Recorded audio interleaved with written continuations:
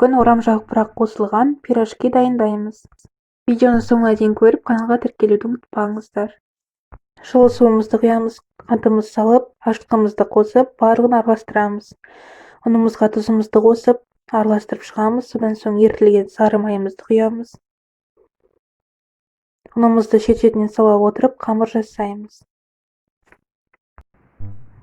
Осылай жұмсақ қамыр шығуы керек. Содан соң ыдысымызды майлап, қамырымызды салып, бетінде майлап, бетін жауып, кемінде 1 сағатқа жылы жерге қойып қоямыз. Салмасы бізде орамжапырақ болады, орамжапырақты майдалап тураймыз. Содан соң ыдысымызға салып, барлығын үстіне тұзымызды қосып, ақырындап қысып, мұжып шығамыз. Қысып тұрған табамызға майымызды саламыз. Содан соң орамжапырағымызды қосып, барлығын араластырамыз. Орамжапырақ жұмсаруы тиіс. Орамжапырағымыз жұмсарған күйге енген кезде жұмыртқамызды саламыз. Жұмыртқаны алдын ала үккіштен өткізіп алдым. Содан соң тұз бұрышымызды қосып, тағы да араластырып шығамыз. Неге осылай салмамыз дайын болды, енді суытамыз. Енді көтерілген қамырымызды алып, 10 бөлікке бөліп шығамыз. Менде 10 дана шықты.